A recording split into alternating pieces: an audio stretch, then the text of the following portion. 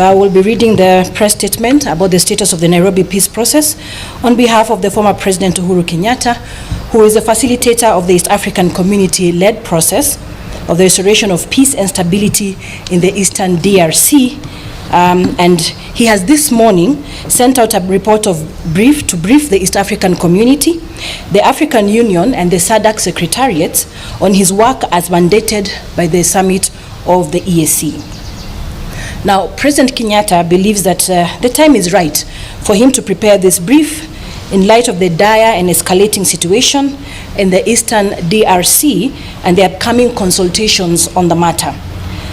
This status update follows a report presented by the facilitator on the East African-led Nairobi process for restoration of peace and stability in Eastern DRC, delivered to the 24th Ordinary Summit of the East African Community Heads of State on November 30th, 2024. It is intended as a briefing for the upcoming joint summit of the Southern African Development Community, that is SADC, and the East African Community EAC, to be held on February 7th to 8th, 2025 in Dar es Salaam, Tanzania, as well as the African Union 37th Ordinary Session to be held this February 2025. The Nairobi peace process, just to give you a slight history, the Nairobi peace process was initiated by the East African community in response to the escalating conflict and security challenges in the Eastern Democratic Republic of Congo in the year 2021-2022. And it represents a critical diplomatic and military effort to peace and stability to the region. This process was formally established during the 22nd Ordinary Summit of the East African Community on the 22nd of July 2022. The summit directed the creation of the intra-Congolese dialogue, which is to be led by His Excellency Uhuru Kenyatta, the former President of the Republic of Kenya, who was appointed then as the facilitator to oversee the process. Now, the Nairobi peace process was structured around two key elements: political dialogue and military intervention.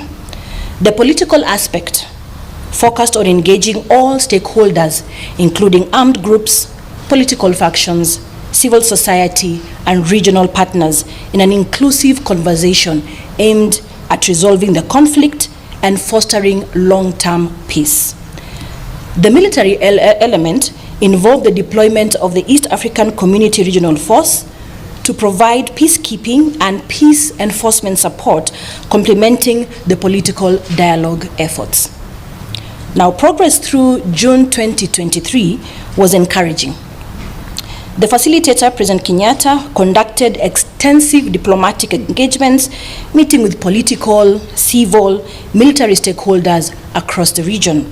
Key initiatives included multiple targeted discussions with armed groups, including the M23, confidence-building measures with various civil rights and women groups, and the organization of several high-level conferences to resolve tensions and identify pathways to peace. These efforts were supported by ICRAF, UN, and MONUSCO, led to a noticeable reduction in hostilities and a return of displaced persons and significant withdrawals by armed groups from strategic areas in North Kivu. However, in June 2023, as the all-important fourth intra-Congolese dialogue conference was set to take place, political attention in the Democratic Republic of Congo shifted toward the upcoming national elections that were to be held that year, that is 2023, in December. The shift resulted in the slowing down of the Nairobi peace process, and unfortunately at the same time, a political impasse resulted in the withdrawal of the Kenya forces from the ICRAF.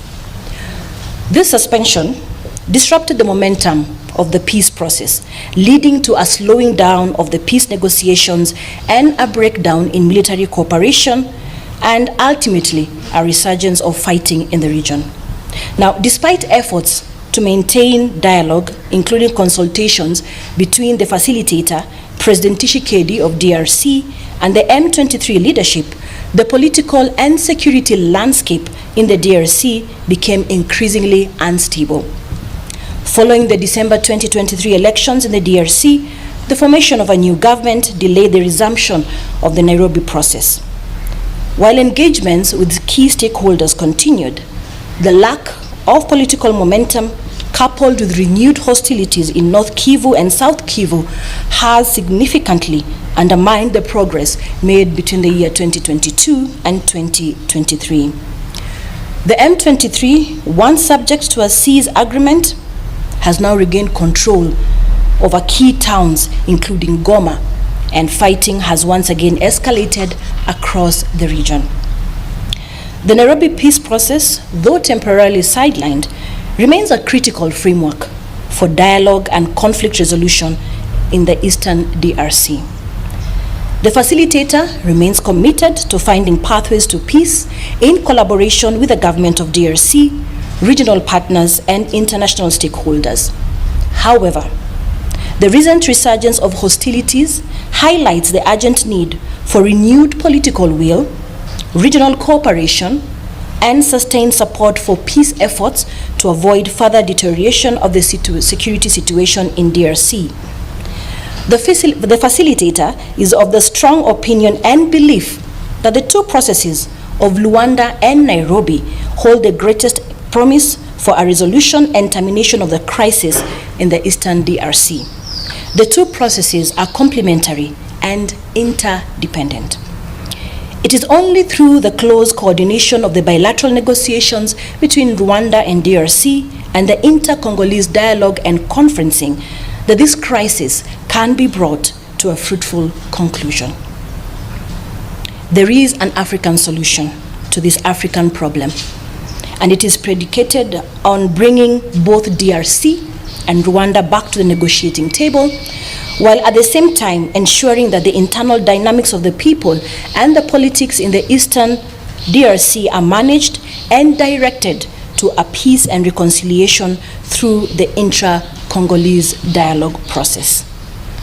The full report and details, as highlighted, have been submitted to the AU, the ESC, and SADC secretariats. I thank you for your kind attention. That will be all for today.